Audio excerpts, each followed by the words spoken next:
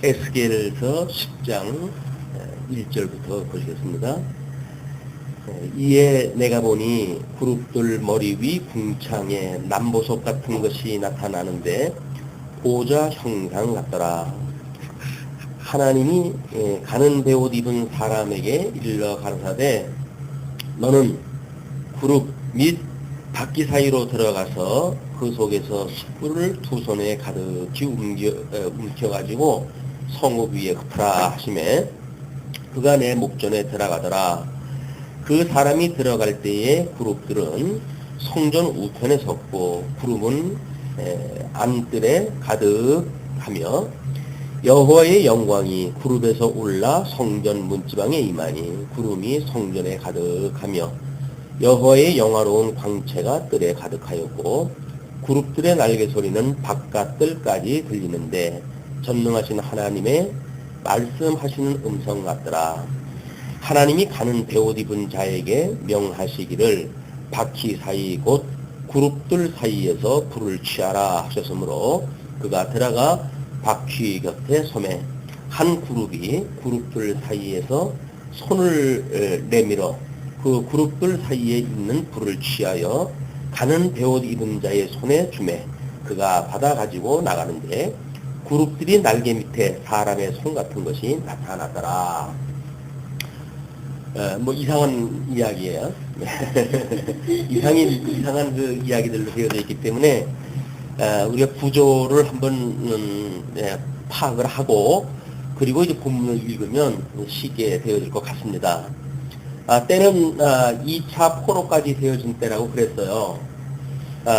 이제 왕도 포로로 끌려갔고 물론 시드기야라고는 마지막 왕이 지금 그 예루살렘에 있지만은 이스라엘은 2차 포로를 통해 가지고 모든 부분이 다 기울었던 이때입니다. 이런 때를 상상하실 수가 있나요?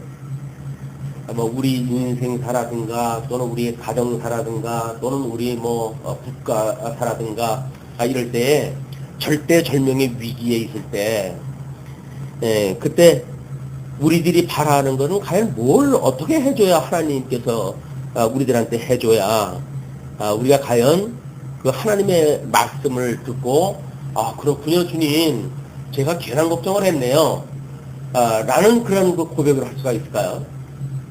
아마 우리가 지금 이스라엘이 물론 이 천상계에서 하나님께서 이루신 것을 이 땅에서 이루는 것이 지금 천하에서 이제 이루는 것이 우리한테 성경으로 계시가 되었단 말이에요. 그럼 제일 먼저 아담에게 하나님께서 언약을 하셨던 것을 이제 이 아담이 불순종을 하고 그러므로 우리 예수 그리스도의 대속을 통해 가지고 회복이 되어지고 이게 시대적인 역사 아닙니까?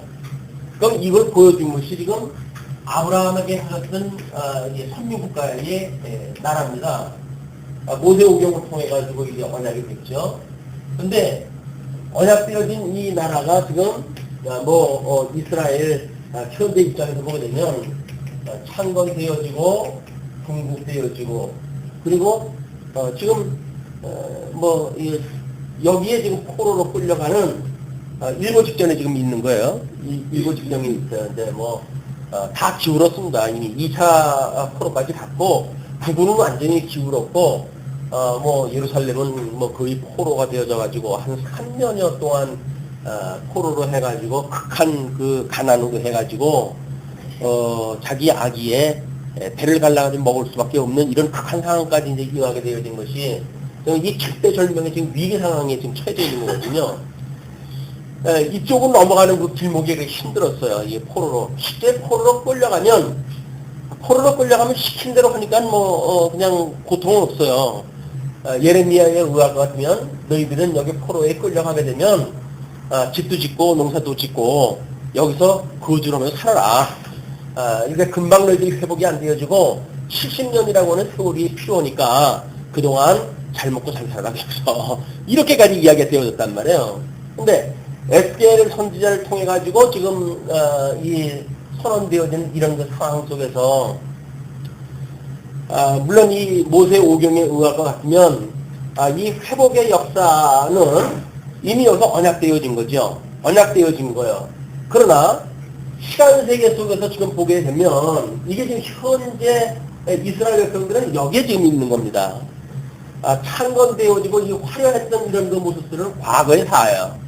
그러나 이 미래 사라고 하는 그거는 아직 언약만 되어져 있지. 그 언약도 뭐 구체적으로 딱 들어가지고 이렇게 된다 이러는 게 아니잖아요. 우리들은 성경 66권으로 보니까 하나님께서 이 이스라엘 국가는 이렇게 해 가시는구나. 이걸 통해 가지고 우리 예수 그리스도의 대속이라고 하는 사건이 구체적으로 이렇게 연장이 되어져 가지고 성육신 되어지고 우리 예수님이 성육신 되어지시고 그리고 고난을 받으사 십자가에 못 박아 죽으심을 받으시고 그러나 우리 주님께서 부활하신다고 하는 그것이 성경 66권을 우리 이해를 하니까 이 역사에서 이 예표적으로 보여주는 걸 읽어낼 수가 있지. 이때 살고 있는 사람들한테 보여주는 이야기는 선지자를 통해 가지고 이야기 들려주는 것밖에 없습니다. 미래에 확실한 어떤 그런 이 청사진이 이 사람들한테는 이 머리에 있는 게 아니에요.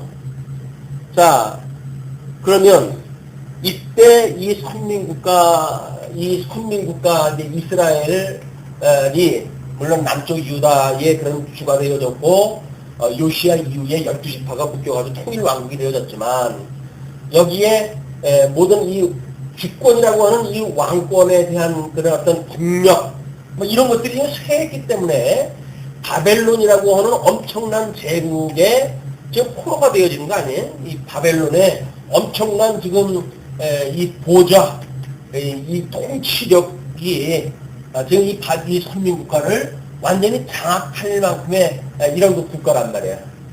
자, 이런 상황에서 하나님께서 이거를 상대적인 입장에서 너희들 그냥 회복될 거야. 너희들 이렇게 했지만 너희들은 잠깐 가면은 하나님께서 언약되어진 백성들인데 너희들 구해주지 않겠니? 뭐 이런 거 가지고 이 그림이 그려진다고 하면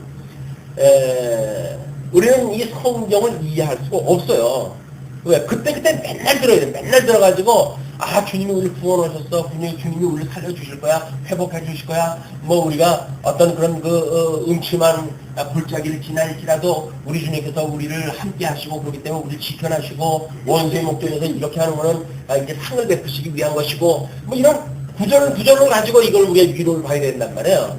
근데 지금 이 포로로 2차 포로까지 끌려갔을 때 이렇게 시편 기자가 노래하듯이 해가지고는 손이 안 타죠. 도대체 이런 어려움 속에 있는데 뭘 나보고 조금 있으면 얘 회복이 되어질 거야. 죽으면 천국에 갈 거야.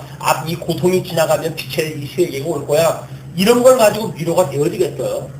그러니까 이 하나님께서는 지금 이런 것들을 지금 이렇게 크게 해가지고 이 천상계의 하나님의 이 보좌, 이 하나님 보좌라고 하는 이 전체적인 그림 속에서 이렇게 너희들이 지금 핍박을 하고 있는 너희들의 힘센 바벨론의 제국도 여전히 하나님 보좌의 통치를 받고 있는 자들이야.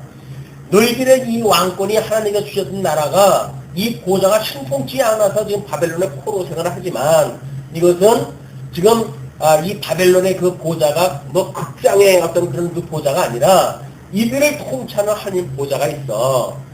이걸 깨달았을 때 선민국가가 어떤 포로기의 그런 그 위기에 있던 백성들한테 이 보좌를 보고 위로를 받을 수가 있잖아요. 이건 요한계시록에 가도 마찬가지입니다. 그때 이제 이게 중명 몸된 교회 7교회에다 편지를 갖다 보냈는데 여기에 이 로마의 제국이 막강한 그 보좌 아닙니까? 거의 황제 신을 갖다가 강요할 정도로의 이런 그 제국이었단 말이에요.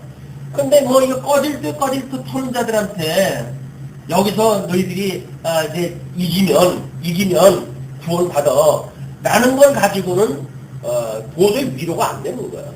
그러니까 하나님 보좌를 소개해가지고 이건 가짜 보좌야. 정말 보좌는 저 위에 계신 하나님의 보좌가 존재한다. 이걸 지금 소개를 해주는 거예요. 요한계시록에서도. 그래서 이 7보좌, 이 하나님의 보좌를 소개함으로 해가지고 로마 황제의 보좌가 얼마나 허접스럽고 뭐 그때는 뭐 막강한 그런 그 보좌지만 그것이 곧 없어질 보좌라고 하는 것이 한눈으로 이게 보이게 되잖아요. 우리 신앙생활도 마찬가지입니다. 신앙생활이 지리방향으로 해가지고 뭐 우리가 끊임없이 뭐 형통한 날과 공고한 날이 이게 반복되어진단 말이에요. 그럼 그때마다 우리는 시간세계 속에서 이런 어떤 부분적인 걸 가지고 소망을 가지고 이렇게 살아가기에는 이건 일비일비할 수밖에 없잖아요. 우리 삶이 늘 그래요. 그냥 조금 좀 뭐 이 심사가 편하고 그러면은 뭐 기쁘고 즐겁고 그래요. 아침에 그 해피바이러스 집사님이 그냥 들어와가지고 한마디 하고 그러니까 그냥 까까까까 분위기가 달라지고 그러는데 그건 잠시예요. 이제 조금 더 시험 들으면은 뭐 이제 뭐 깔깔거리던 우리들의 웃음소리가 먹고 그리고 왠지 심각해지고 이렇게 되어 있단 말이에요. 시간 속에서 우리가 한계는 끝없이 이 한계예요. 그러나 여기에서 근본적으로 우리들이 보인다고 한다면 이 삶을 주관하시는 세속의 문제 때문에 지금 힘든 거 아닙니까? 영은 구원을 받았어요. 영적으로는 구원을 받았어요.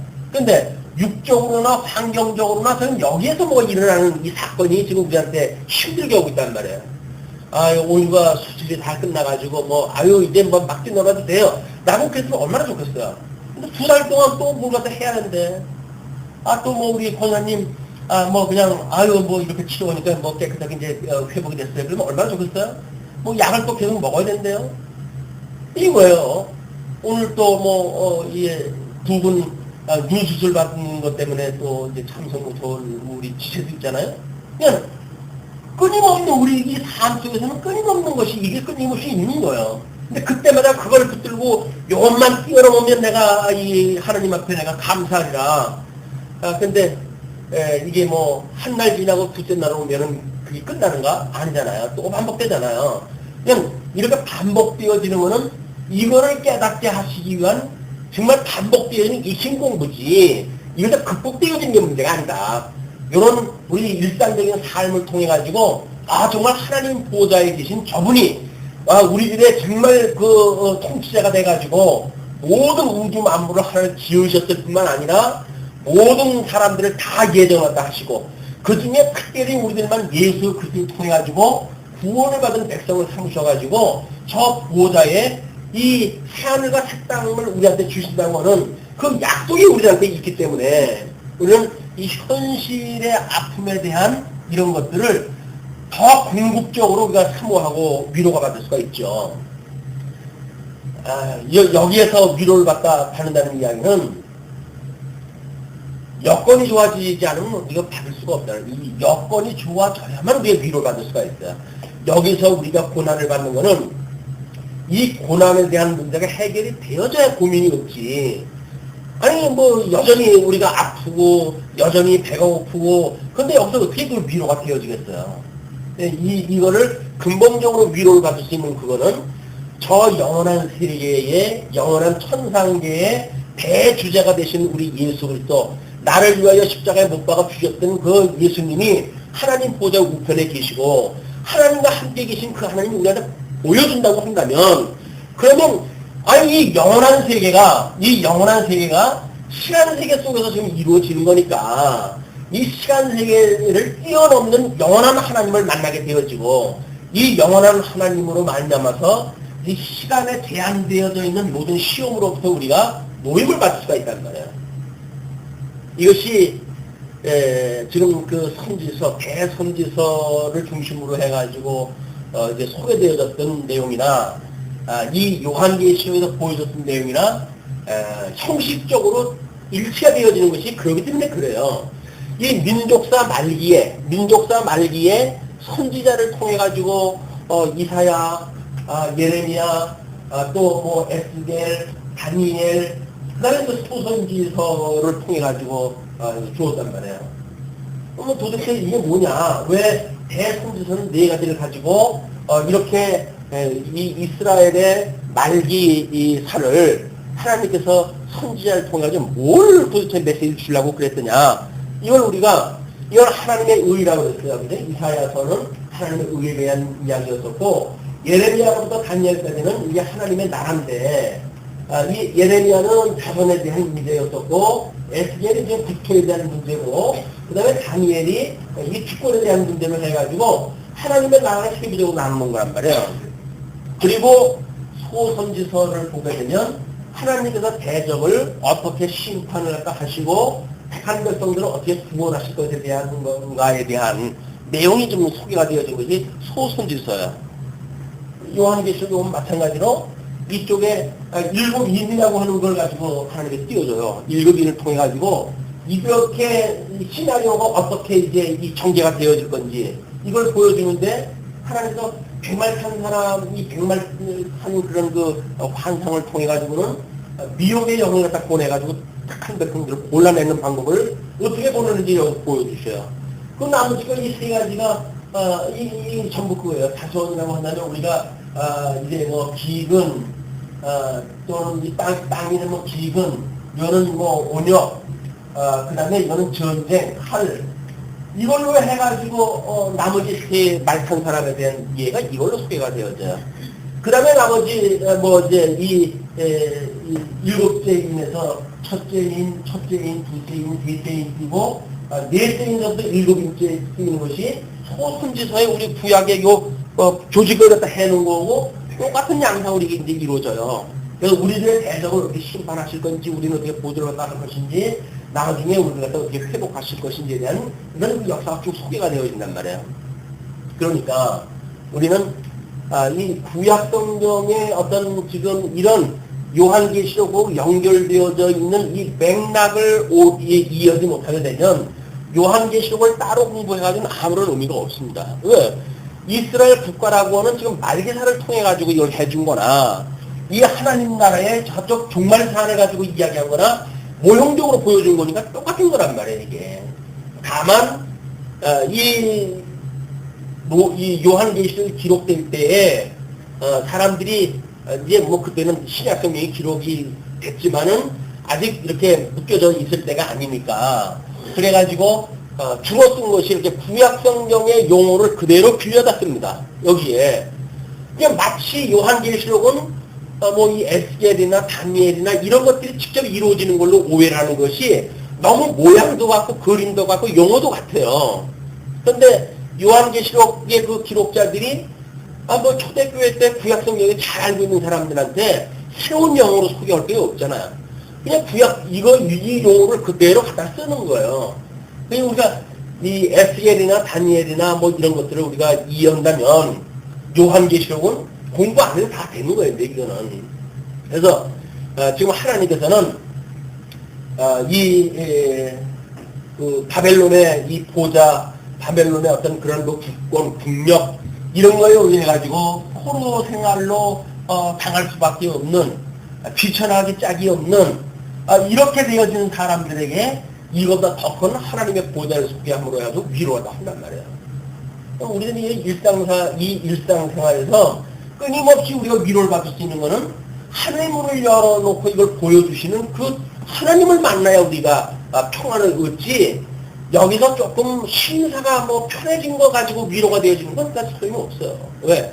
그건 또 뭐 하룻밤 자고 나면 또 달라질 거니까. 궁극적으로 우리 심령의 평강을 누르는 방법은 저 영원하신 하나님을 우리가 믿고 영원하신 하나님 안에서 우리가 위안을 받고 있을 때 가능한 일이다. 여기서 위로가 되어지면, 뭐 이제 여기서는 뭐 시간을 뛰어넘어가지고 이제 우리가 위로가 되어지니까, 여기는 유년으로부터 노년에 이르기까지, 뭐 누구는 위로 못 받는 게 없어요. 다 위로가 받을 만한 일이지. 뭐 우리 권사님 뭐 연세가 높으셔가지고, 교회 출입하기도 어렵다.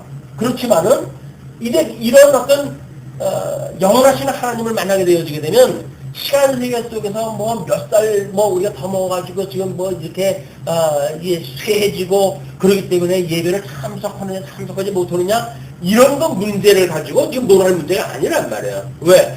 영원하신 하나님께서 나를 사랑하신다고는 사랑이 확인 내어졌으니까 우리는 그 사랑을 인해 가지고 지금 주어진 모든 일들에 대하여 담력을 가지고 우리가 살아갈 수가 있는 거죠.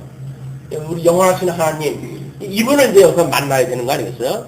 그러니까는 에스겔을 통해 가지고 하나님께 보여주시는 것이 주의 영광. 지금 이 이스라엘 백성들이 창건할 때 다윗을 통해 가지고 나라를 통일시켰고 솔로몬을 통해 가지고 하나님께서 성전을 짓기에 성전을 지었잖아요. 그런데 그 성전이 궁극되어지고 끝내는 불순종의 극에 달해가지고 하나님께서 당신의 이름을 지켰던 이 성전으로부터 당신이 떠나는 모습을 소개했다 해주는 거예요. 함께 있어도 모르는 자들이니까 함께 있어도 몰라가지고 불순종을 갖다 하고 우상 숭배를 하고 그러니 하나님께서 예인님들아 하나도 떠났을 때 그들은 비로소 하나님이 계셨던 걸 기억할 수가 있겠죠. 여기서 기억할 수 있는 사람들이 이제 회복에 참여하는 자들이에요, 이게. 그러나 하나님이 떠나거나 말거나 아무런 이 감각이 없다고 한다면 그건 포로로 갔다가 회복에 이르지 못하고 여기서 영원한 종으로 살겠죠. 이런 큰 그림을 가지고 지금 10장서부터 12장까지가 주께서 성전을 떠나시는 사건 아닙니까? 예. 그리고 이제 그 23장까지는 예루살렘 심판의 원인에 대해서 소개가 되어지고 있으니까. 근데 이렇게 놓으면 10장서부터 12장까지 그냥 쭉 읽어 나가면 그냥 되는 거예요, 이제. 그러면요. 그러면 여기서 대충 이건 무슨 의미다라고 하는 것만 알게 되면 그걸 가지고 시컬컬 해가지고 이야기할 게 없어요. 이미 이런 큰 틀로 우리가 다 설명이 되어지니까. 자, 그러면 10장 1절로 8절을 우리 본문 읽었던 것이 숯불의 심판이에요. 물론 요한계시록에서도 일곱 인을 띄고 일곱 나팔 재앙과 일곱 대접의 이 재앙을 보내주지 않습니까? 일곱 대장을 할 때 그걸 그냥 쏟아버려요. 쏟아가지고 있는 재앙들 이런 것들이 지금 심판에 이르는 그런 모습이랑 똑같은 겁니다, 이게. 예. 이에 내가 보니 그룹들 머리 위 궁창에 남보석 같은 것이 나타나는데 보좌의 형상 같더라. 그러니까 이미 나타난 것이 이 하나님 보좌를 하나님께 보여주신 거예요, 이게. 이제 에스겔을 통해 가지고 보여주시면서 건데 거기에 하나님이 가는데 옷 입은 사람에게 세마포를 입은 사람에게 일러 가라사대 너는 그룹 및 바퀴 사이로 들어가서 그 속에서 숯불을 두 손에 가득히 움켜가지고 성읍 위에 흩어라 하심에 그가 내 목전에 들어가더라. 그러면은 그 그룹이 4개의 그 그룹이 지금 이동을 하고 있었는데 그룹이 바퀴하고 함께 지금 움직이고 있어요. 그냥 그룹 밑에 그 바퀴가 있는데 그 사이로 들어가가지고 숯불을 두 손에다가 가득히 움켜가지고 성읍 위에 흩으라는 거예요. 그리고 그가 내 목전에 들어가더라. 이제 그 세마포 입은 사람이 들어간 거죠. 그 사람이 들어갈 때 그룹들은 성전 우편에 섰고 구름은 안뜰에 가득하며 하나님의 영광이 지금 가득해요. 그런데 여호와의 영광이 구름에서 올라 성전 문지방에 임하니 구름이 성전에 가득하며 여호와의 영화로운 광채가 뜰에 가득하였고, 그러니까 지성소에 있어야 되는 그 하나님의 이제 법궤가 지성소에 있었고 거기에 하나님의 이름을 두신 것이고 그러기 때문에 그 지성소가 하나님의 영광이 계신 곳이죠. 그런데 그 영광이 점점 바깥으로 나오기 시작을 했다 해가지고 지금 문지방까지 임하게 되어진 거야. 그리고 그룹들이 날개 소리는 바깥들까지 들리는데 전능하신 하나님의 말씀하시는 음성 같더라. 하나님께서 그런 큰 영광으로 소리로 빛으로 구름으로 보이시는 그 영광으로 해가지고 떠나는 장면이 지금 소개가 되어지는 겁니다. 하나님이 가는 배옷 입은 자에게 명하시기를 바퀴 사이 곧 그룹들 사이에서 불을 취하라 하셨으므로 그가 들어가 바퀴 옆에 섬에 한 그룹이 그룹들 사이에서 손을 내밀어 그 그룹들 사이에 있는 불을 취하여 간 배옷 입은 자의 손에 주매 그가 받아가지고 나가는데, 대접으로 이제 요한계시록에서는 대접으로 해서 쏘는데 여기서는 두 손에다 담아가지고 쏘도록 이렇게 이제 해야겠어요. 그룹들의 날개 밑에 사람의 손 같은 것이 나타났더라. 의인화되어진 거죠. 지금 이 세마포 입은 사람한테 그 숯불을 갖다 주는 그런 그 손에 대한 그런 그 표현이 소개가 되어진 뒤에 9절로 14절 그룹들의 모습이 이렇게 구체적으로 소개가 되어집니다. 내가 보니 그룹들 곁에 4바퀴가 있는데 이 그룹 곁에도 한 바퀴가 있고 저 그룹 곁에도 한 바퀴가 있으며 그 바퀴 모양은 황옥 같으며 그 모양은 넷이 한결같은데 마치 바퀴 안에 바퀴가 있는 것 같으며 그냥 좌우로 돌아갈 수 있는 것 같은 그런 이제 형상으로 지금 에스겔은 봤어요. 그거를. 그러면서 그룹들이 행할 때에는 사방으로 향한 대로 돌이키지 않고 행하되 돌이키지 않고 그 머리 향한 곳으로 행하며 그러니까 이것이 우리가 영적 맵에서 이제 하나님의 뜻을 분별하는 걸로 시작이 되어지지 않습니까? 이건 그룹들이 이동을 갖다 하는 그것도 방향 일정이에요. 그러니까 우리가 온전케 하시는 예수를 바라보라 라고 하는 그런 것도 우리의 대주제 되신 분이 어떠한 분인가, 그분이 지금 이루시는 이 천하계의 역사가 어떠한가 라고 하는 이 예수를 갖다 바라보는 것이 일치가 되어져야 그것이 믿는 것과 아는 것이 함께 되어지는 사람들이란 말이에요. 그게 주님의 몸된 교회예요. 근데 믿는 것과 아는 것이 다르게 되면 한 사람은 일리 가려고 그러고 한 사람은 일리 가려고 그러고 한 사람은 일리 가려고 그러고 한 사람은 일리 가려고 그러겠죠. 지금 그룹이 4개니까. 그러진 않고 이 그룹 4개의 바퀴가 일사불란하게 지금 앞을 갖다 보고 이동을 하는 걸로 소개가 되어집니다. 그래서 그 온몸과 등과 손과 날개와 바퀴 곧 4그룹의 바퀴의 둘레에 다 눈이 가득하더라. 이것이 우리가 이제 성령이라고도 이렇게 이야기를 하죠. 이거는 요한계시록에도 마찬가지로 하나님의 그런 그 성령이 가득한 걸 뭐 여러 가지로 이제 묘사를 갖다 하는 거와 유사한 그런 그 모습으로 소개가 되어집니다. 그런데 내가 들으니 그 바퀴들을 도는 것이라 칭하며 그룹들은 각기 4면이 있는데 첫 면은 그룹의 얼굴이요, 둘째 면은 사람의 얼굴이요, 셋째는 사자의 얼굴이요, 넷째는 독수리의 얼굴이더라. 우리 1장 들어가면서 이제 그 하나님의 보좌에 대한 모습을 보았는데 그걸 그대로 지금 소개가 되어지는 겁니다.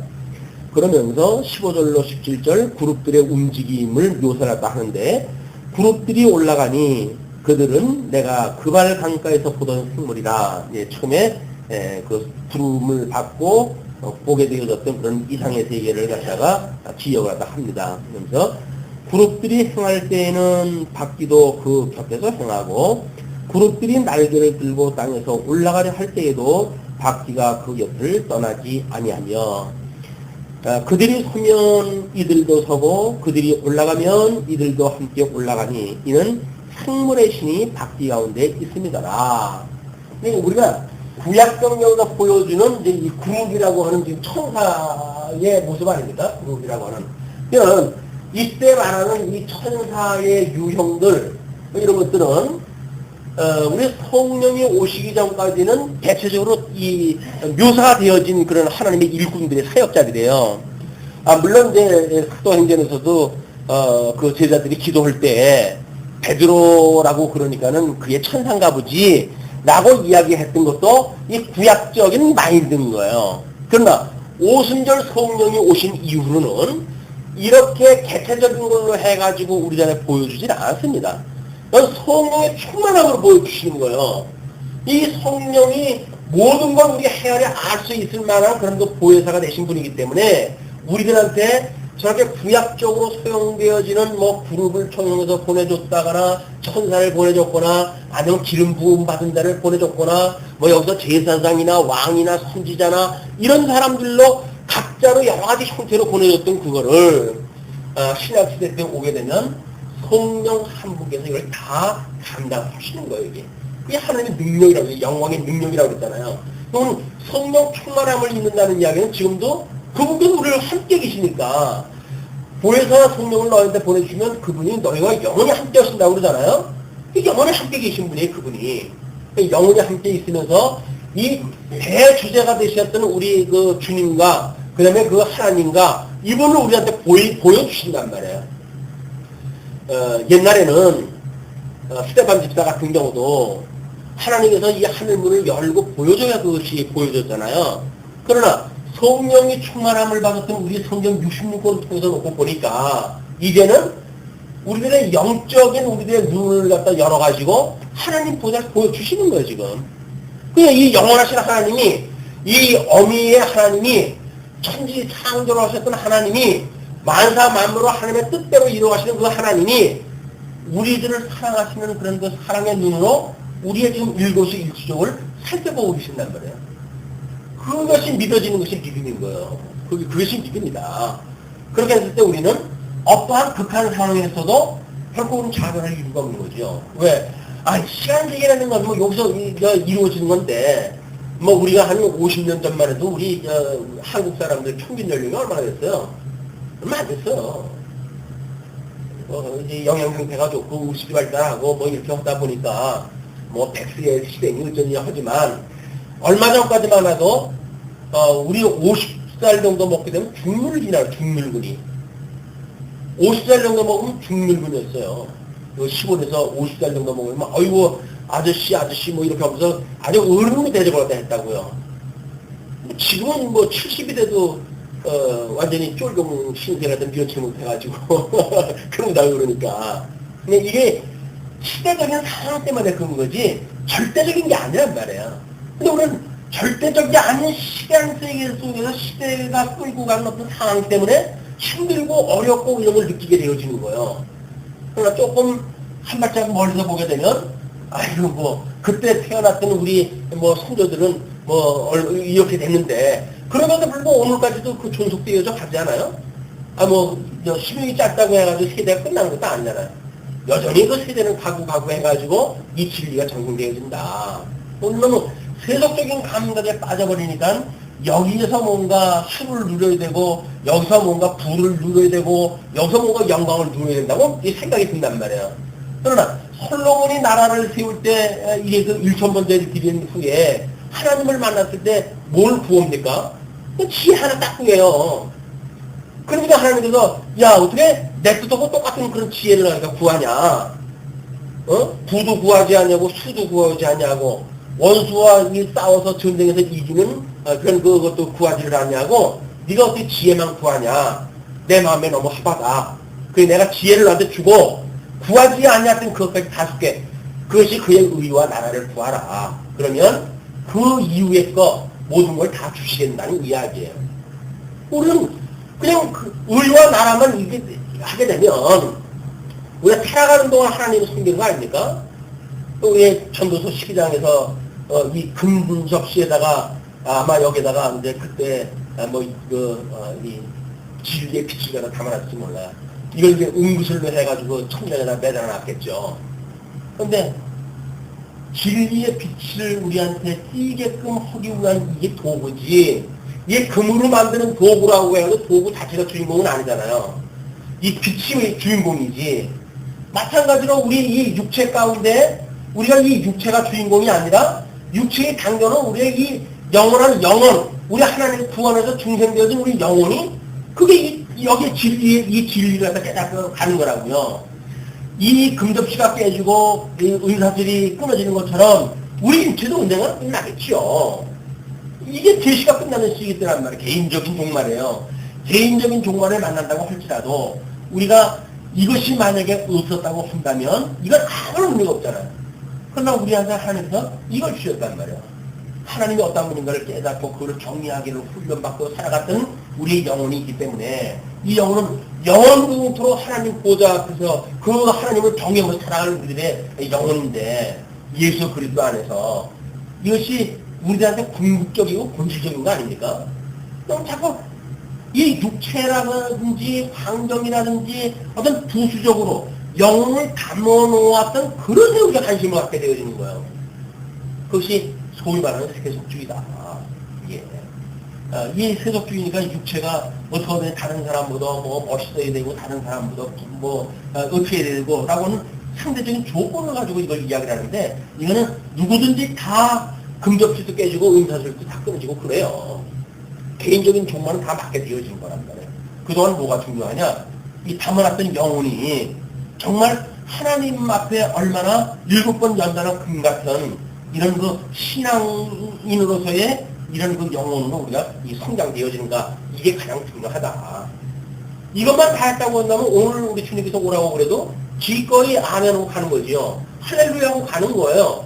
근데 이걸 모르게 되면 그럼 이제 세속적인 어떤 그런 거에 의해, 데이터에 의해 가지고 우리는 휘둘린단 말이에요. 이게 미혹의 혼세에 우리가 당하고 있는 거란 말이에요. 이런 문제가 민족사가 됐든 가족사가 됐든 개인사가 됐든 똑같은 내용이다. 이게 물을 담아놨던 그런 그 이야기도 마찬가지죠. 이 우물을 이 옆에 항아리를 하나님께 주었는데 이 항아리라고 하는 거는 생수를 담아놓는 데 의미가 있잖아요. 이건 언젠가 깨진단 말이에요. 그럼 아무 소용이 없더라. 그 얘기 아니겠어요? 이 물을 갖다 길른 그런 그 우물에 이 불박으로 해가지고 끓는데 이게 이 수레가 망그러지고 그렇게 되어진다고 한다면 아무런 의미가 없는 거예요. 이거는 생수가 되시는 생명수 되시는 예수 그리스도가 만나는 그런 모습으로 가치가 있는 거지. 그냥 물이라고 하는 그 자체의 의미가 있는 게 아니다. 항아리라고 하는 건 이게 자체가 문제가 아니다. 그래서 고린도서에서는 우리한테 이 보화를 담아놓은 항아리로 비유를 다 하잖아요, 우리가. 이 항아리가 귀한 게 아니잖아요. 이 안에 간직되어져 있는 보화가 지금 귀한 거지.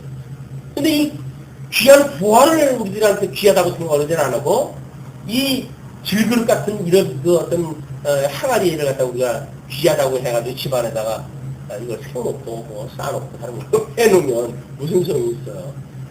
이 질그릇 안에 담겨져 있는 보화가 중요한 거다. 이것이 본질과 형식에 대한 문제, 천상과 이 천하계에 대한 문제, 계시되게 대한 문제, 그 다음에 이걸 기능적으로 이해하는가, 계시적으로 이해하는가에 대한 문제, 이런 우리들이 그동안 공부했던 총화에 대한 이야기들이 다 이런 것들이. 어떤 거 한 가지를 알면 우리가 이런 그 맥락에서 봤을 적에는 어떤 걸 이야기해도 똑같은 원리들이 작동이 되어지는 겁니다. 그러니까 지금 절대절명의 위기지만 하나님께서 가장 지혜로운 방법이 뭐냐면 지금 천상계의 그 하나님의 보좌를 통해 가지고 이 사람들 지금 위로를 다 하고 계신단 말이에요. 그들은 이제 약속이 이루어질 겁니다. 물론 역사서에서 이것이 이루어진 것들이 다 보이죠. 자, 그러면서 이제 18절서부터 하나님의 영광이 성전을 떠나는 것이 19절까지 소개가 되어지는데요. 여호와의 영광이 성전 문지방을 떠나서 그룹들 위에 머무르니 그룹들이 날개를 들고 내 목전에 땅에서 올라가는데 그들이 나갈 때에 바퀴도 그 곁에서 함께하더라. 그들이 여호와의 전으로 들어가는 동문에 머물고 이스라엘 하나님의 영광이 그 위에 덮였더라. 지금 동쪽으로 나갑니다. 이 에덴 동산에 있었을 적에 하나님께서 동쪽으로 해가지고 그들을 내쫓고 여기 화룡공과 그룹들어서 주셨다는 지 않았어요. 그러니까 이 에덴 동산은 내쫓겼다라고 하는 그런 장면을 보여주는 것, 너희들이 이렇게 타락되어진 민족이야 라고 하는 그것을 보여주는 방법이 동쪽으로 하나님 떠나버리세요. 이제 그래가지고 결국은 그 동쪽 앞에 동쪽 산에 이르시게 되는 장면이 소개가 되어집니다. 자, 20절부터 22절까지 생물들의 실체는 그룹이라고 이렇게 소개가 되어져요. 그것은 내가 그발 강가에서 본 이스라엘 하나님 아래 있던 생물이라 그들이 그룹들인 줄을 내가 아니라 각기 내 얼굴과 내 날개가 있으며 그룹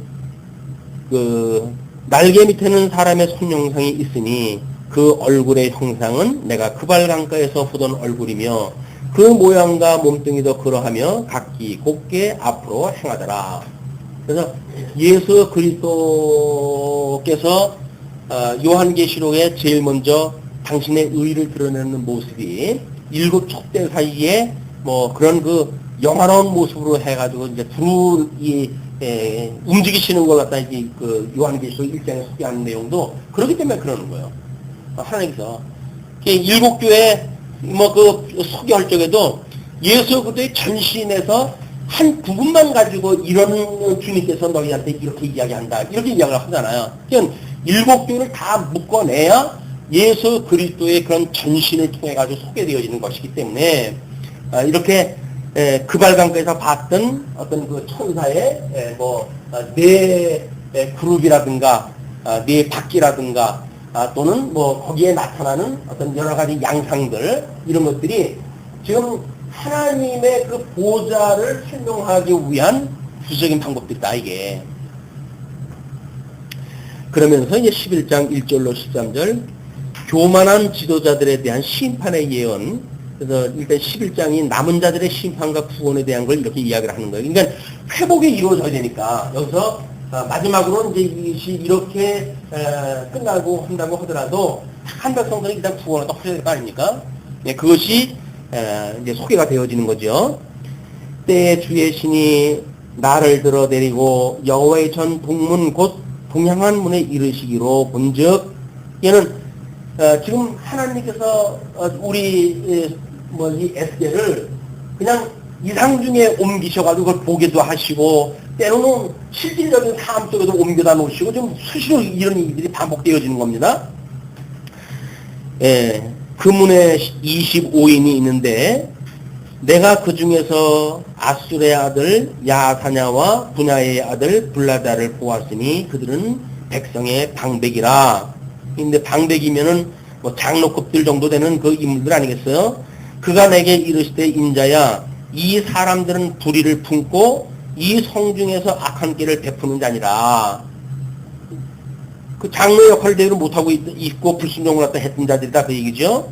예, 그들의 말이 집 건축할 때가 가깝지 아니한즉 이 성읍은 가마가 되고 우리는 고기가 된다 하나니, 그러므로 인자야 너는 그들을 쳐서 예언하고 예언할지니라.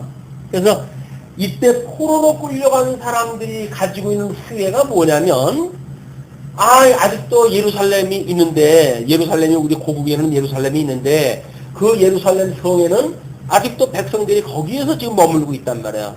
그럼 하나님이 그 예루살렘 성은 이 하나님께서 다윗에게 약속을 했던 땅이니까, 성이니까, 도성이니까 그 도성은 영원히 멸망받지 않는다. 그런데 우리는 지금 이쪽으로 왔으니까 우리들만 지금 이게 이 포로가 되어진 거다. 해가지고 끊임없이 예루살렘 안에 있는 사람들은 그 나라는 안녕할 것이다, 평안할 것이다, 이런 그 생각을 가지고 있는 거죠. 그래서 그 5절에 여호와의 신이 내게 임하여 가라사대 너는 말하기를 여호와의 말씀에 이스라엘 족속아 너희가 이렇게 말하였도다. 너희 마음에서 일어나는 것을 내가 다 아노라. 너희가 이 성읍에서 많이 설욕하여 그 시체로 거리에 태웠도다. 그러므로 나 주 여호와가 말하노라. 이 성읍 중에서 너희가 살육한 시체는 그 고기요, 이 성읍은 그 가마려니와 너희는 그 가운데서 끌려 나오리라. 결국은 그들이 그렇게 꿈꾸고 했던 그런 것들이 결국은 자기네들의 그런 그 불순종으로 만들어진 일로 소개가 되어지는 겁니다. 나 주 여호와가 말하노라. 너희가 칼을 두려워하니 내가 칼로 너희에게 임하게 하고 너희를 그 성읍 가운데서 끌어내어 타국인의 손에 붙여 너희에게 벌을 내리니 너희가 칼에 엎드러질 것이라. 내가 이스라엘 병거에서 너희를 국문하리니 너희가 나를 여호와인 줄 알리라. 하나님께서는 여호와인 줄 알게 한다는 이야기는 심판이라는 거예요. 그래서 여호와인 줄 아는 그런 그 사건이 우리 뭐 바로가 이스라엘 백성들을 지금 추격을 갖다 해가지고 홍해를 갖다 건너게 되잖아요. 근데 여기서 10가지 재앙을 준 것도 왜 주셨습니까? 하나님이 여호와인 줄 알게 하시기 위해서 주는 거예요. 불택한 백성들이 여호와인 줄 알게 하기 위해서 주는 거예요. 근데 이렇게 해가지고 이걸 건넜을 때 이스라엘 백성들은 이 홍해를 건넜지만 이들을 추격하는 지금 이 애국 백성들은 다 수장을 나오고 말았잖아요. 여호와를 깨닫게 하시는 일이지만 그것이 다 이게 심판에 대한 일이다. 그래서 택자들은 하나님을 여호와로 믿게 되어지고 불택자는 여호와로 그걸 알면서도 저분이 이스라엘 열정이 언약하기를 그렇게 했던 여호와래 라고 하는 이름만 알 뿐이지 그분이 어떠한 분인지에 대한 속성은 전혀 모르는 거예요. 그래서 이분들은 떨리고 두려운 마음으로 해가지고 하나님을 경외하고 착함을 가진 사람들은 은혜와 평강 중에 하나님을 경외하게 되어진다. 그래서 성도들의 이 어떤 기쁘고 평안한 모습으로 하나님을 경외하는 것과 이 사람들은 두려움으로, 그래서 그 하나님이 심판을 하시는 분이다 무서운 분으로 이렇게 되어진단 말이에요. 또 우리는 아버지라고 하면 우리 아버지 때 무서울 까닭이 없잖아요. 이 사람은 지네 아버지가 아니거든. 지네 아버지는 마귀예요. 그렇기 때문에 이 하나님이 얼마나 무서운지 몰라요. 또 우리는 아버지라고 부르는 그분이 우리가 무서울 이유가 없잖아요.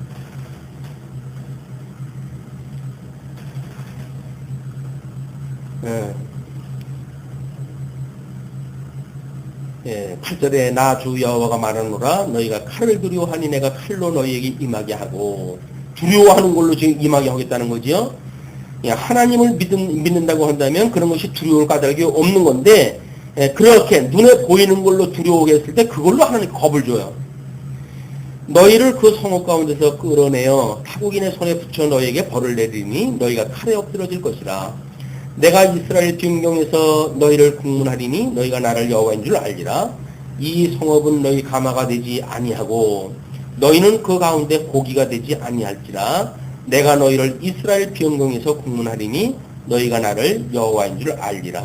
너희가 내 율례를 행치 아니하며 규례를 지키지 아니하고 너희 사면에 있는 이방인의 규례대로 행하려느니라 하셨다 하라.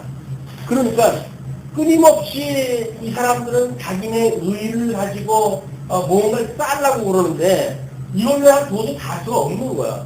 그러나 우리는 예수를 그리스도로 믿는 게 하나님의 의를 우리가 믿게 되어졌잖아요. 우리는 아무리 하나님 앞에 불순종했다 하고 뭐 이렇게 삶을 돌아보겠는데 하나님 앞에 잘한 것이 아무것도 없어요, 주님. 그러나 이런 거 우리들을 그냥 두지 않냐하시고 우리를 위하여 예수 그리스도를 보내주셔서 대속이라고 하는 은혜로 우리를 구원해 주셨으니 하나님 감사합니다. 이 우리들은 하나님의 이 예수 그리스도의 대속으로 되어진 거기 때문에 우리가 무슨 삶의 행위로 구원받은 게 아니잖아요. 이것이 이 대속의 은혜를 믿는 사람들의 신앙의 문제다. 우리가 믿음으로 믿음에 이르기에 하나니 오직 의인은 믿음으로 산다. 그 믿음으로 산다는 이야기가 전부 이분이 한다는 걸 믿는단 말이에요. 믿는 거. 우리 여기서 붙였던 이분의 우편에 하나님 보좌 우편에 계셨던 그 예수님께서 여전히 우리를 위하여 중보기도 하시고 우리의 신부가 되시고 우리의 신랑이 되시고 우리의 친구가 되시고 뭐 우리의 맏형이 되시고 그분께서 지금 우리를 위해서 중보기도도 하고 계신 거예요. 그걸 우리가 믿는 것이 그분을 믿는 겁니다. 그래서 우리가 어떻게 보게 되면 우리가 믿는 신앙의 대상은 뭡니까? 그게 예수를 그리스도로 믿는 신앙이에요. 하나님을 믿는 게 아니라니까요. 예수를 그리스도로 믿는 그게 신앙이에요. 예수를 그리스도로 믿음으로 이 하나님이 어떠한 분인가를 알게 되어지고 그렇기 때문에 경외하게 되어지는 거예요.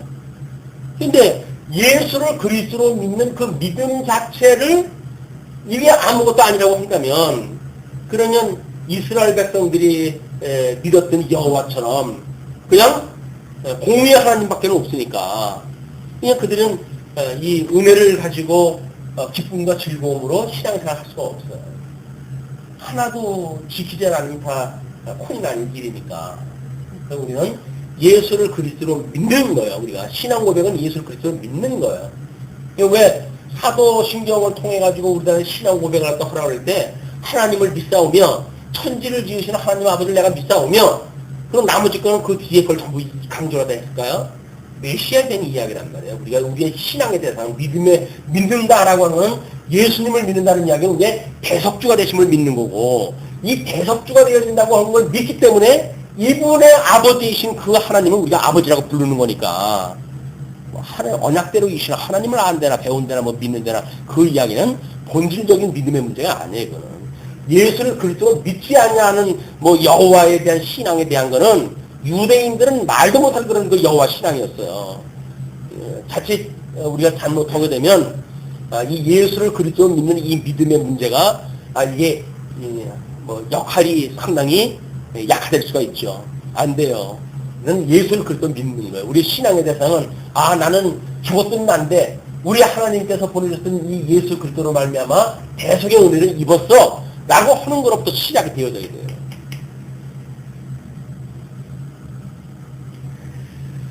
자, 그러면서 13절 보시게 되면 이에 내가 예언할 때에 분하야의 아들 블라다가 죽기로 내가 엎드려 큰 소리로 부르짖어 가로되 오호라 주 여호와여 이스라엘의 남은 자를 다 멸절하고자 하시나이까. 하나님께서 이 진노로 해가지고 쳐 죽이기 시작을 하시니까 에스겔이 중보의 기도를 딱 합니다. 그러면서 14절로 21절 포로된 자들에 대한 자비와 구원을 약속을 갖다 해요. 하나님께서. 우리가 그렇게 되었을 때 이런 기도라고 하는 것이 뭐 기도한다고 뭐 해주고 기도 안 한다고 안 해주나 그런 건 말도 안 되는 이야기예요. 마음의 소원을 준도 기도가 안 돼. 기도 안 되기를. 기능적으로 해야지 내가 뭐 필요 없는 기도하고 필요 없으면 기도 안 하고 그런 게 아니잖아요. 주님께서 나한테 소망을 주시고 소원을 주시게 되면 기도가 다 하게 되어지는 거예요. 지금 에스겔이 그 기도를 했다 하니까 하나님께서 이렇게 응답이 됐잖아요.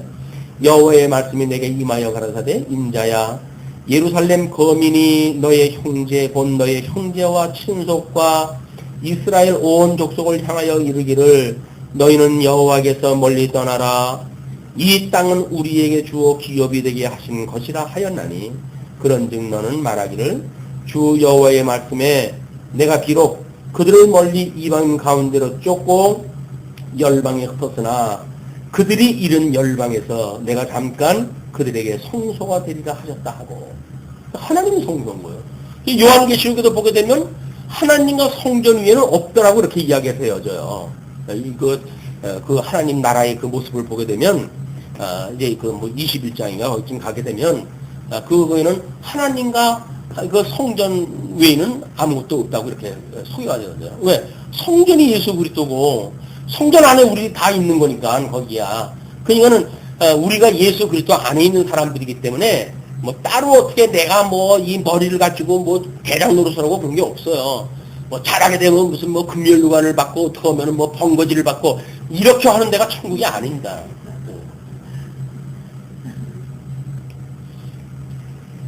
예.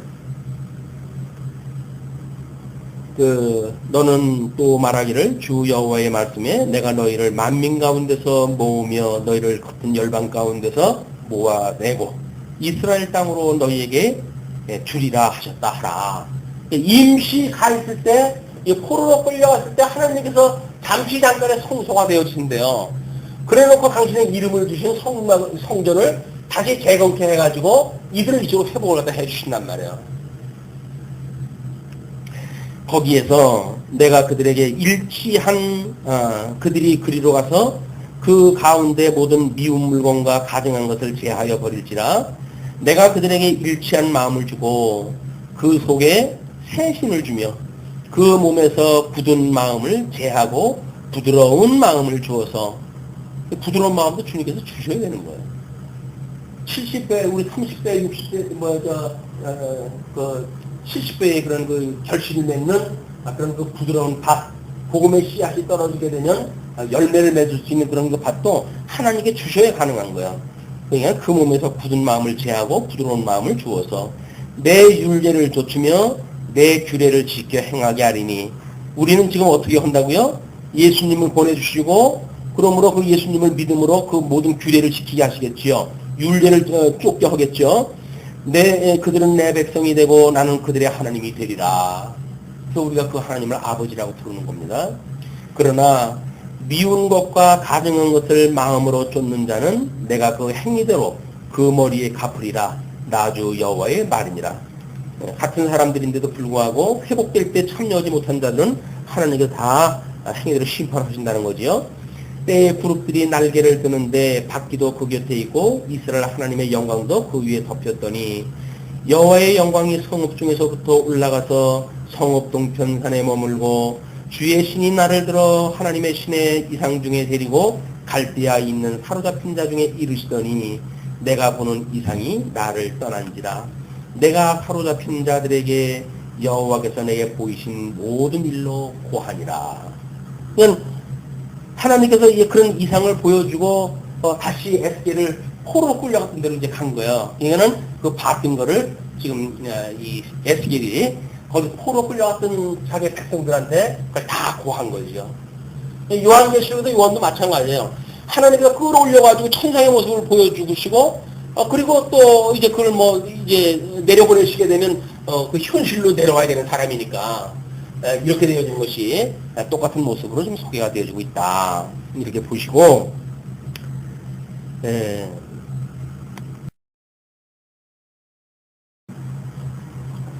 1절서부터 7절까지 12장은 원래 표적을 통한 심판의 징조입니다.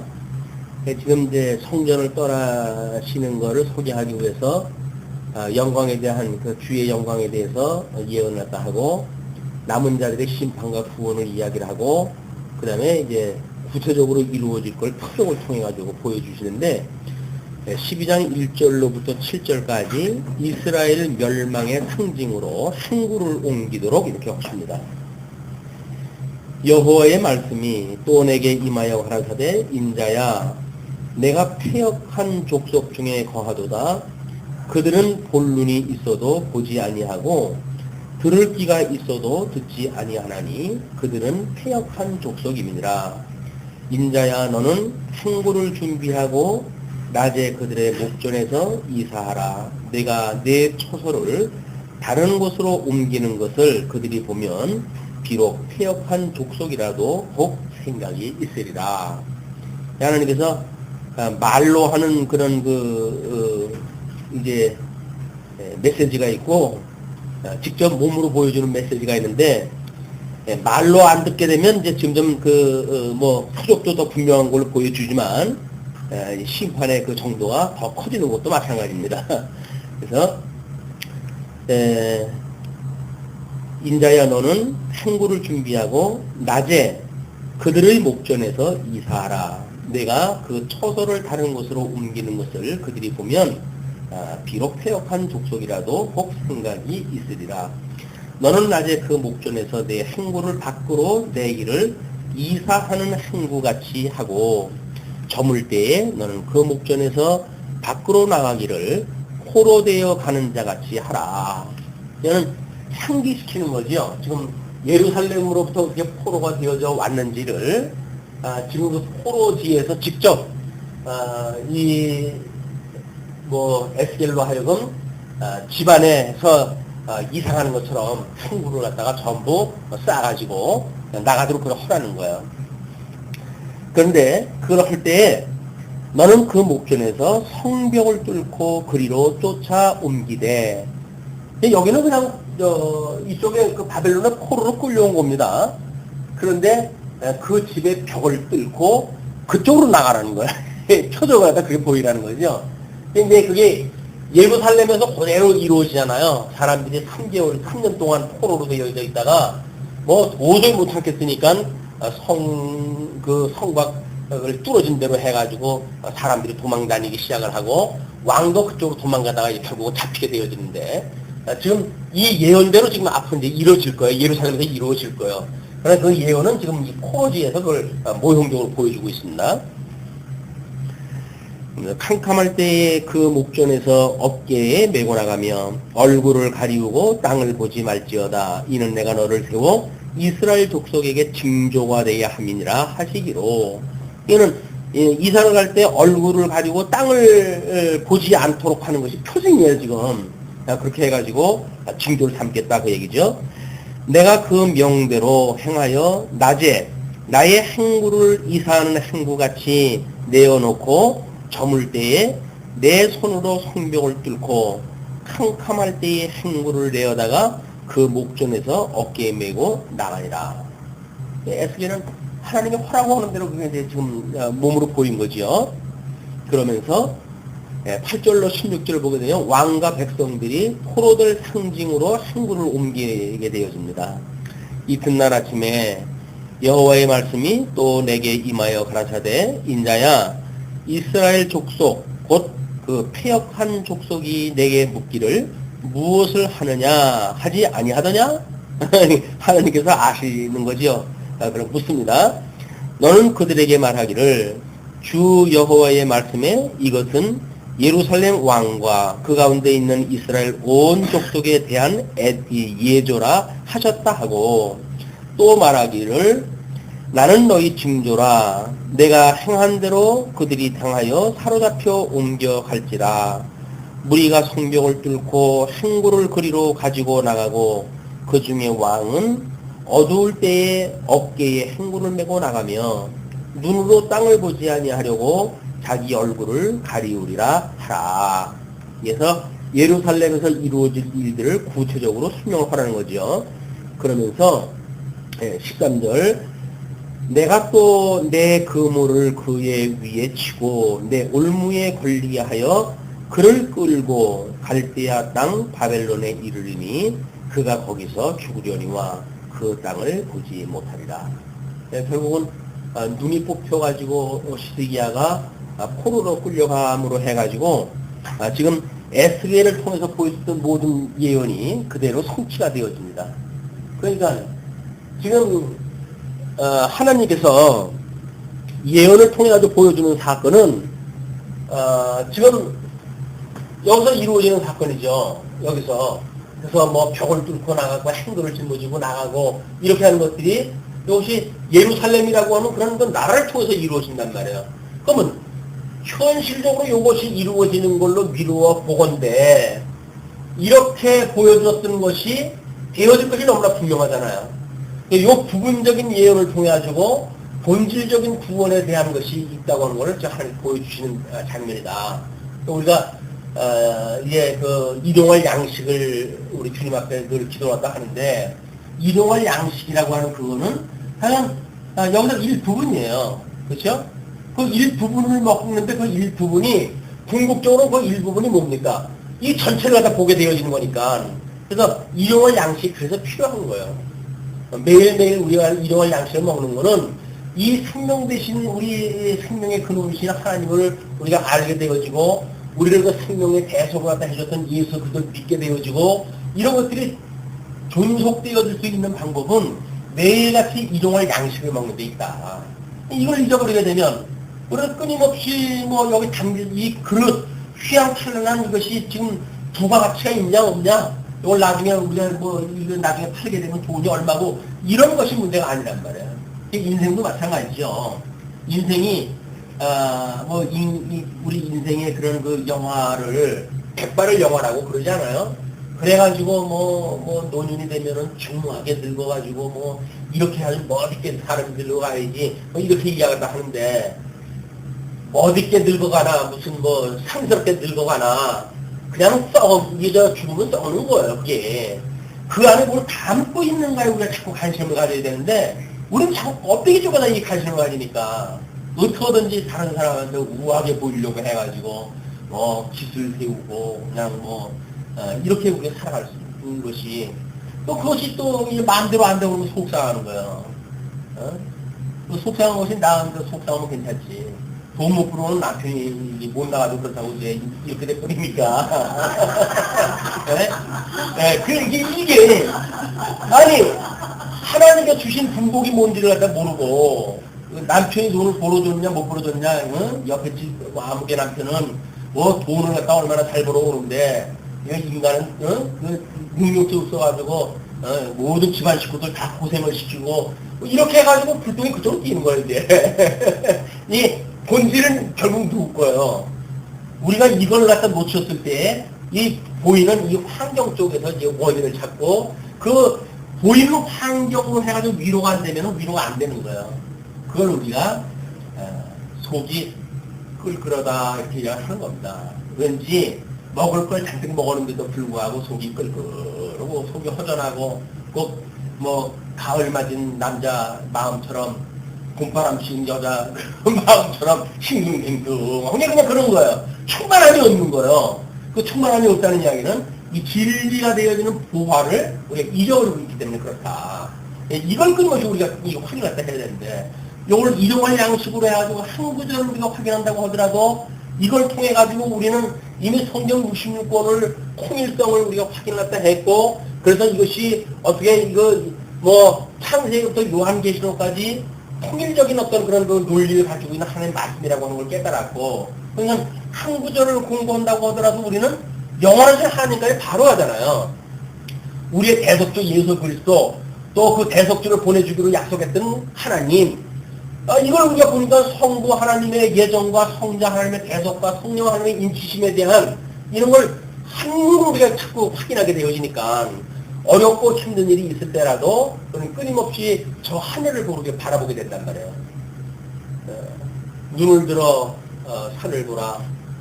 이거는 너의 도움이 어디서 올고 산에서 도움이 온다는 거예요. 산을 지으신 여호와께로부터 온다는 거 아닙니까? 그러니 끊임없이 여호와를 바라보는 훈련, 하나님을 바라보는 훈련, 우리 사도행전에서 스데반 집사는 하늘문을 열고 지금 이걸 보여주셨지만 우리는 보혜사 성령께서 성경을 통해 가지고 직접 보여주고 계시잖아요. 이게 천상에 이걸 직접 보여주고 계신 거 아니에요. 그러니까 우리들로 하여금 힘들고 어려울 때마다 이렇게 영원하신 하나님을 바라보고 하나님 보좌 우편에 아직도 우리를 위해 중보기도 하고 계셨던 예수 그리스도를 우리가 뵙게 되면 세상에 우리들한테 있는 것들은 이건 뭐 언제고 다 끊어지고 없어지고 할 것들인데 영원하신 하나님을 만나게 되어지니까 영원한 위로가 되어지고 영원한 소망을 갖게 되어진 거다.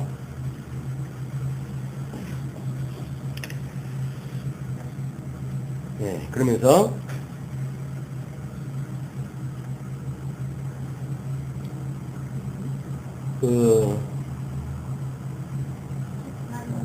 예, 8절로부터 16절까지 왕과 백성들이 포로될 상징으로 항구로 옮기는 사건이 지금 소개가 되어주고 있는 거죠. 그러면서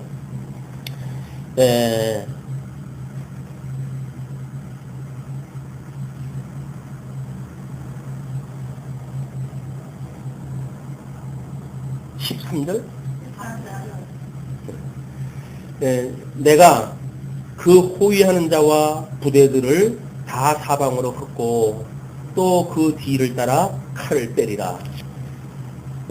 하나님께서 앞서가면서 우리 뭐 구름 기둥과 불 기둥으로 이제 그 출애굽을 갖다 할 때는 그런 것으로 보여줬지요.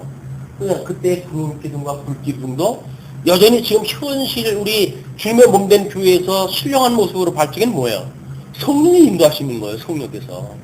우리들이 어떻게 되어질 것 성령께서 이미 다 보여주셨고 성경을 통해서 계시를 갖다 다 해주셨고 그리고 우리가 하여금 하나님의 뜻을 구하는 것이 뭔지를 갖다 다 깨닫게 하시고 그리고 그렇게 소원을 주시고 그걸 기도하게 하시고 그리고 그 삶을 추구하면서 살아가게 하시고 그렇게 되어지기 때문에 우리들이 그걸 추구하며 살아가는 과정 중에 어떤 힘든 일이 있다 할지라도 우리는 그걸로 낭망하지는 않는다. 왜? 이미 성령께서 우리한테 이 앞길을 다 보여주셨잖아요. 앞길을 밝히 보여주시니 찬송을 잘하면 이제 찬송가를 불러가면서 하게 되면 그냥 성령 충만한 시간이 되겠지만 자 그러면서 17절로 20절 기근에 대한 예언을 합니다. 여호와의 말씀이 또 내게 임하여 가라사대 지금 하나님께서 전쟁 이제 칼에 엎드러지는 걸 갖다 이제 예언을 하게 하셨고 다음에 지금 기근에 대한 이야기를 소개를 다 하는 겁니다. 인자야 너는 떨면서 내 식물을 먹고 놀라고 근심하면서 내 물을 마시며 이 땅 백성에게 말하되 주 여호와께서 예루살렘 거민과 이스라엘 땅에 대하여 이르시기를 그들이 근심하면서 그 식물을 먹으며 놀라면서 그 물을 마실 것은 이 땅 모든 거민의 강포를 인하여 땅에 가득한 것이 황무하게 됩니다. 결국은 하나님께서 그 성에 기근을 임하게 하고 그래서 끝내 아기까지 잡아먹지 않으면 안 될 그런 극한 상황을 하나님께서 이제 몰고 가시는 거예요. 사람의 거하는 성읍들이 황폐하며 땅이 황무하리니 너희가 나를 여호와인 줄 알리라 하셨다라. 그때 이렇게 에스겔의 어떤 예언을 그들이 기억을 하고 있다고 하면 뭐 이제 3년 기름이 들어가지고 지금 막 굶어 죽고 막 그런 일이 벌어졌을 때 아 하나님 여호와로구나 라고 생각되는 사람은 얼마나 복이 있는 사람이겠어요. 그러나 이 기근이라고 하는 현실 앞에서 여호와를 바라보는 것이 아니라 불만과 불평과 그런 거 하다가 또 이제 3차 포로로 해서 끌려가는 사람이 있고 거기서 뭐 맞아 죽는 사람이 있고 굶어 죽는 사람이 있고 그렇게 되어진 거죠. 사람이 거하는 성읍들이 황폐하며 땅이 황무하니 너희가 나를 여호와인 줄 알리라 하셨다 하라. 21절 부터 이제 28절까지 예언은 반드시 속히 이룰 것을 확증하다 하십니다. 이건 지금 요한계시록도 마찬가지죠. 그 예언이 이루어졌을 때 내가 본 것과 이제 있는 것과 장차에 있는 되어질 일을 예언하다 하게 하셔요. 그냥 끊임없이 이제 있는 일, 이제 있는 일은 여기서 앞에 네가 본 것과 이제 이런 보여줬던 거 근거로 해야지 만들어진 거 아니에요. 그래서 내가 본 것과 이제 있는 일과 장차 되어질 일 이렇게 이야기를 하면 내가 본 것이라고 하는 그것이 우리가 물론 요한계시록의 작은 의미를 보게 되면 이상으로 보여줬던 그런 그 모습이죠. 그러나 지금 성경 66권 전체를 놓고 우리가 보는 입장이라고 한다면 지금까지 배웠던 모든 것들 그걸 우리가 믿음이라고 이렇게 이야기했을 때 이 복음에는 하나님의 의가 나타나서 믿음으로 믿음에 이르게 한단 말이에요. 그렇죠? 믿음으로 믿음에 이르게 되어지는 것이 앞에 본 것들이 무엇인가를 제대로 한 그 근거에 의해서 지금 있는 일들이 만들어지는 거예요. 지금 있는 일에 근거해가지고 장차 되어질 일들이 연속적으로 되어진 거거든요. 이게 따로 되어지는 게 아니란 말이에요. 우리가 이제 그 요한계시록의 예를 자꾸 들게 되어지는데 요한계시록에서도 7인을 띄잖아요. 그럼 7인을 띄는 그런 것이 별개의 사건이 아니에요. 그것을 근거로 해가지고 그리고 이제 7 나팔의 재앙과 그다음에 대적 재앙이 연결이 되어지는 거란 말이에요. 하나님은 어떻게 지금 있는 일들이 이렇게 본 것이 장차 이제 너희들이 되어진다고 그러는데 속히 되어진다고 그래요. 속히 되어진다고. 속히 되어지는데 2000년이 지났는데 지금까지 안 이루어졌을까요? 그러면 7교회가 편지를 갖다 보냈는데 7교회 편지 보낸 것이 아직도 안 이루어졌다고 한다면 그동안에 로마 이 제국에 핍박받고 있던 사람들은 뭘 믿고 그렇게 살았겠어요? 아닌 거예요. 이미 그때 장차 되어질 일들에 대한 것이 교회사 2000년 동안에 끊임없이 이루어지고 있는데 끊임없이 이루어지고 있고 물론 이제 또 우리 이제 이방인의 때가 끝이 나게 되면 또 이제 참 그 감람나무인 이스라엘의 회복의 때가 되어지고 그들로 맞이하는 완전 우주적 경험이 오지요. 그러니까 이 두 가지가 다 설명이 된다. 이방인에게 이루어지는 이방인에 있었던 에베소 지역에 있는 7교회를 보낸 거 아니에요. 그냥 그건 다 이루어져요. 이방교회를 통해 다 이루어져야 되는 거예요. 그리고 이제 이 복음이 다 돌아가지고 이스라엘에 돌아왔을 때 이스라엘이 회복이 되어지고 거기에서 성경이 다시 회복되어지고 이런 그 일이 만들어졌을 때 우주적 종말이 오게 되어진 거다. 그래서 이렇게 돌감람나무와 참감람나무가 다 완전히 이루어졌을 때 하나님이 이 노아에게 언약했던 대로 전 인류에게 했던 언약인데 선민국가에서만 이루어지는 게 아닐 거 아니겠어요. 이것이 다 이루어지는 역사를 이제 우리한테 성경을 통해서 보여주셨다.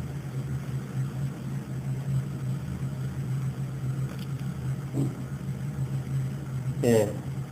인자야 이스라엘 땅에서 이르기를 날이 더디고 모든 묵시가 응험이 없다 하는 너희의 속담이 어찌며 이거 포로로 끌려온 사람들이 자기네들 짧은 인생살인데 이때 한 70년 사는 사람들이라고 치면 포로로 끌려가지고 벌써 한 15년 20년 가까이 이제 세월이 흘렀잖아요. 1차 포로부터 이렇게 되어진 사람들은 이미 다 포기를 다 한 거죠. 하나님 해준다 그러더니 되는 거 아무것도 없고 이게 이러냐.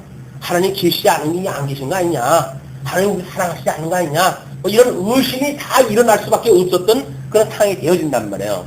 인간이 제일 그런 것이 왜 어렵냐면 시간 세계 속에서 우리가 한시적인 수완을 가지고 살아가니까 아니 인생 70년을 사는데 우리 우리 모세를 예를 들면 120년 세월을 사는데 하나님께서 40년 왕궁 생활을 하게 하시고 그리고 광야에 가가지고 그 처살이 40년을 갖다 하게 하시니 무슨 소망이 있겠어요. 이미 다 늙었는데.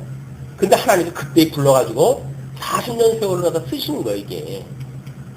근데 자기가 120년을 갖다가 살 걸로 생각을 했다고 한다면 이게 80년까지 이렇게 했더라도 뭐 그래도 하나님께서 혹시나 하고 기대가 있었을 거 아니겠어요? 그러나 모세의 그 때에 120년까지 사는 것이 그렇게 평균 연령도 아니고 이미 다 이게 죽고 그러는 때 아니겠어요? 이제 이거 80이면 백발이 성성하고 80에 무슨 소망을 가지고 민족 구원을 이야기를 하고 철기 있었을 적에 왕궁 생활하겠다 했을 때 쳐 죽이고 했던 것도 있지. 이제는 이 정도 되어지게 되면 아무 소망도 없는 때예요. 근데 정말 하나님의 일을 불러가지고 어떤 이상을 보여주지 않는다고 한다면 이렇게 살다가 이렇게 갈 수밖에 없는 거죠. 근데 하나님께서는 그를 불러가지고 떨기나무에서 불꽃 가운데 그를 불러내가지고 그걸 사명을 갖다 주어가지고 40년을 하나님 앞에 죽도록 충성하다 하시는 역사를 하시잖아요. 우리는 인생 80년 동안에 우리가 어느 때 예수를 믿어가지고 구원을 받는지 모르죠. 각자마다 다 다르겠지만 그렇다고 한다면 구원을 받고 교회 생활을 갖다 한다고 그러는데 10년을 교회 생활을 갖다 하고 20년을 교회 생활을 갖다 하도 맨날 그나물에 그 타령이고 그래 그냥 달라지는 것도 없고 교회 온데 교회가 맨날 이상한 소리나 하고 아휴 이게 예수 믿는 건지 뭐가 뭔지도 모르고 그냥 살아왔단 말이에요. 어느 날 우리한테 그래도 생명의 말씀이 뭔지를 갖다 이걸 하나님께서 충격적으로 우리한테 주신 거 아니겠어요? 그렇다고 한다면 나머지 인생이 얼마인지 몰라요. 이제 나머지 인생이 지금까지 살아올 중에는 예수 믿는다거나 안 믿는 사람이나 다른 거 아무것도 없이 그냥 살아갔잖아요. 불교 믿는 사람이나 무슨 다른 종교 믿는 사람이나 다른 건 뭐가 있어요? 비나하면서 그냥 살아왔던 건데 이 진리를 다 알고 보니까 우리의 이 남은 인생은 정말 이 모세의 40년만큼의 가치가 있는 삶이다. 진리를 알고 그래서 그걸로 끊임없이 예수를 그리스도로 믿고 하나님을 여호와로 경외하는 걸 배우는 증인의 삶을 살아가는 우리의 삶이기 때문에 그렇습니다. 그런데 이 사람들은 속담이 이미 만들어진 거예요. 응함이 없다 하는 너희의 속담이 어쩌면요. 응함이 없다. 모든 묵시가 응함이 없다. 이사야 선지자가 예언한 거 아무런 소용없어. 예레미야가 예언한 거 아무런 응함이 없어. 다 그렇게 했다는 거죠. 그러므로 너는 그들에게 이르기를 주 여호와의 말씀에 내가 이 속담을 그치게 하리니. 속담도 하나님이 그치게 하는 거야. 아니야 이제 그거 다 끝났어. 아무것도 아니야 라고 이야기했는데 어느 날 하나님이 덜컥 이걸 이루어 주시는 거예요. 그렇게 했을 때 그 속담이 무색하게 되어지는 거죠. 또 그들에게 이르기를 날과 모든 묵시의 응함이 가까우니 이스라엘 족속 중에 허탄한 묵시나 아첨한 복술이 다시 있지 못하리라 하라. 그래서 이 기다림이 하나님께서 어떤 선지자를 통해서 이루어진다고 했던 그런 응함의 시간이 길면 길수록 이거를 속이는 거짓 선지자들이 계속 등장했다 하는 거야. 그렇게 말한 것이 그게 아니고 그렇게 말한 것이 그게 아니고 네가 이렇게 하면은 이렇게 하신다고 하는 거야. 그래서 자기 생각을 갖다 계속 불러가 넣어줘요. 그게 거짓 선지자들이 우리를 미혹하는 그런 일들입니다. 그러니까 거짓 선지자가 등장하는 것은 역설적이게도 참 선지자가 등장을 할 때 드러나는 일들이에요. 왜 거짓 선지자들이 참 선지자가 드러날 때 드러납니까? 참 선지자가 말한 것들이 잘 안 이루어지는 것 같거든요, 이게. 그럴 때 거짓 선지자들이 자꾸 일어난다. 그래서, 야고보 선생은 많은 사람이 선생이 되지 말라고 이렇게 우리한테 경고를 하시는데, 한국 교회가 수많은 신학교에서 수많은 목사들을 배출하고 그러는데, 수많은 목사들이 배출되죠.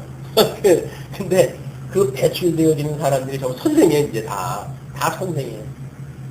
근데 그 사람들이 과연 이 진리를 알고 진리를 소개하는 자들로 그 반열에 있는 것인지 아니면 그저 세상의 어떤 그런 흐름을 따라가지고 집에 채우기 위해서 이러기도 하고 저러기도 하는 그런 자들인지 이게 지금 현실적으로도 우리가 분별해야 되는 문제다. 예수님이 오셨을 때 거짓 그런 그 기름 부음 받은 자들이 출현을 했다 하고 적그리스도들이 출현을 했다 하고 했던 거나 똑같은 겁니다. 우리 예수님이 오시는 그날에는 더욱 오시기 전에 끝에 가면 갈수록 이런 그 미혹의 영들이 들끓고 이제 나귀가 피우는 텐데, 이 말씀으로 붙들고 살지 않으면, 우리가 끊임없이 미혹을 나갈 수밖에 없고, 처처에 함정을 파놓고, 올무를 놓고, 그냥 하기만 해라, 내가 낙찬다라고, 우리를 가서 노려보고 있는 데도 있단 말이에요. 여기서 우리가 주님의 그런 그 살아계신, 영원하신 하나님의 구속의 은혜라고 하는 거를, 이동할 양식 작은 걸 가지고도 우리가 이런 그 무시로운 시험 속에서 우리가 이겨내야 될 이유가 있다. 네, 이스라엘 족속 중에 허탄한 묵시나 아첨하는 목소리 다시 잊지 못하리라 하라. 나는 여호와라. 내가 말하리니 내가 하는 말이 다시는 더디지 아니하고 응하리라. 폐역한 족속아, 내가 너희 생전에 말하고 이루리라. 나주 여호와의 말이니라 하셨다. 하나님의 이 언약대로 이루시는 사건이, 하나님께서 우리를 갖다 이렇게 섭리를 갖다 해가실 때, 사랑하는 자는 한 때도 견디게 하시고, 두 때도 견디게 하시고, 반 때도 견디게 하셔요. 그런데 넘어지는 자는 한 때 견디고, 뭐 혹시나 해가지고 두 때까지 견뎌요. 근데 끝내는 반 때를 못 견디고 넘어가 버리는 자가 있어요. 그거는 이미 하나님께서 골라내기로 작성한 자예요. 하나님께서 결코 사랑하는 자들에게는 피하지 못할 시험을 주시지 않습니다. 피하지 못할 시험을 안 준다는 이야기는 뭐예요? 한때, 두때, 반때 다 견디고 지나간다는 거예요. 우리들의 어려움이, 어떤 어려움이 온다 할지라도 그 반때를 지켜내는 이런 그 지혜가 있으면 좋겠다. 예, 우리 가끔가다 그런 거 고백적으로 하잖아요. 참고 하다가 어느 날 뭐 이야기를 하게 되면 바로 그 뒤에 이제 하나님께서 역사를 섭리하다 해가셔요. 아이 그때 그 입을 다물었으면 내가 라고 그러는데, 하나님이 그때 입을 열게 해가지고 너로는 안 되지, 내가 필요한 거지 이거 확인시켜 주시는 거예요. 끊임없이 그런 우리 하나님을 바라보고 우리가 살아가는 일이다. 주님이 아니면 우리가 이걸 견딜 수도 없고 지나갈 수도 없어요. 주님, 나와 함께 하시는 주님, 나의 오른손을 붙들고 계신 주님, 나를 부디 인도해 주세요 라고 하는 우리의 기도가 끊임없이 필요한 것이다. 26절, 여호와의 말씀이 또 내게 임하여 가라사대, 인자야, 이스라엘 족속의 말이 그에 보는 묵시는 여러 날 후의 일이라 그가 먼 때에 대하여 예언하는도다 하나니, 그러므로 너는 그들에게 이르기를, 주 여호와의 말씀에 나의 말이 하나도 다시 더디지 아니할지니 나의 한 말이 이루리라. 나주 여호와의 말이니라 하셨다 하라. 우리 요한계시록을 물론 그 자유주의를 하시는 분들이 이걸 현실적인 걸로 자꾸 끌어와야 된다고 주장하는 것도 일리가 있는 거야. 이걸 세속주의적인 입장에서 보게 되면 이게 종말적인 걸로 자꾸 밀어내잖아요.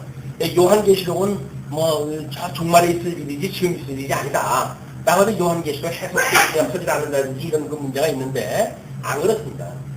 현재 있는 일이 아닌 것이 일어나는 일이 없어요. 다 그때 주어지는 일들이다. 그래서 우리들에게 주어지는 오늘의 문제, 이 오늘의 문제를 우리가 어떻게 해석하는가는 나의 오늘의 문제가 아니라 내 일생에 대한 문제고, 내 일생에 대한 문제는 우리 주님의 이 종말적인 그런 그 문제다. 그래서 작은 일에 충성한다는 이야기가 어떤 형상적으로 작은 일일 수도 있죠. 그러나 시간적으로 봤을 때 마찬가지인 거예요. 오늘 나에게 임했던 우리가 이 삶에 대해서 어떻게 해석을 할 것인가 라고 하는 문제는 우리 일생에 대한 문제이기도 하고, 확대되어지게 되면 이거는 민족사에 대한 이야기고 또는 우주적 종말에 대한 이야기도 하다. 끊임없이 우리에게 임하시는 주님의 말씀, 지금 그것이 언약되어진 거니까 언제 이루어질지도 몰라. 먼 훗날 이루어질 거야 라고 해서 먼 훗날 우리가 그러잖아요.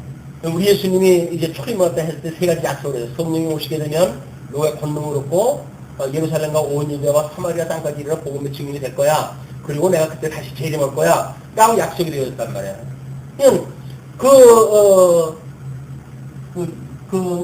열처녀가 촛불을 들고 기다리는데, 이분이 오시는 그것이 오래 있다가 올 거야 라고 믿는 사람들이 있다고 한다고 기름 준비를 했겠죠. 그러나 금방 이루어질 거야 라고 해가지고 쉽게 생각하는 사람들은 기름이 모자라가지고 이 신랑 오는 걸 만나지 못하잖아요. 우리가 언제라도 이런 준비가 필요하다. 준비가. 그래서 이 기름 부은 지혜로운 처녀들처럼 끊임없이 우리 주님이 오실 때 만날 수 있는 그런 것들은 성령 충만함을 받고 또 일용할 양식으로 해가지고 오늘을 우리가 충만히 살 때 주님 올 때까지 이게 존속되어지는 거지. 오늘 뭐 그런 거 준비 없이 주님 오신 날까지 이게 가능한 것이 아니다. 그래서 끊임없이 우리가 주님 앞에 그의 의를 구할 일들, 하나님의 나라를 구하는 일들, 이런 것들이 온전한 구원을 이루는 거예요. 온전한 구원을. 그래서 우리가 우리에게 죄진 자를 사하는 것처럼 우리 죄를 사하여 주시고 우리 시험에 들게 하지 마시고 우리 악에서 구해 주십시오라고 하는 오늘을 살아가는 우리들에게 끊임없이 그것이 기도해야 됩니다. 우리 시험 들면 안 되잖아요. 그런 그 일들에 어떤 시험이 오늘 기다리고 있을지 몰라요. 그런 그 시험을 우리가 들게 된다는 이야기는 뭐예요? 그걸로 해서 신을 부정하는 거예요. 예수 그리스도의 대성을 부정하는 거예요. 그러면 이게 허당 아니겠어요. 그냥 끊임없이 우리에게 이 시험을 당치 않게 해달라고 기도를 해야 되고, 그리고 이 악한 세대로부터 우리 구원을 해가지고 하나님의 거룩에 참여한 이런 삶을 살 수 있도록 인도해 주세요. 주님 가르쳐 주신 기도는 오늘도 우리한테 너무 절대적으로 필요한 기도의 내용입니다. 끊임없이 우리가 기도할 내용이죠. 그러므로 너는 그들에게 이르기를 주 여호와의 말씀에 나의 말이 하나도 다시 더디지 않을지니 나의 한 말이 이루리라. 나 여호와의 말이니라 하셨다 하라. 작은 일에 충성하는 자가 작은 시간, 이 잠시 잠깐의 어떤 하나님의 뜻을 아는 자가 내일도 알고 모레도 알고 내년도 알고 그렇게 되어지는 거지, 오늘을 모르면서 내년을 안다는 얘기는 거짓말이에요. 그것이 현실적으로 오늘 우리가 주님하고 함께 있는 이런 은혜를 깨닫고 위로를 받고 소망 중에 행복한 이런 그 신앙생활을 하셨으면 좋겠다라는 생각으로 말씀을 드리고 기도하시겠습니다.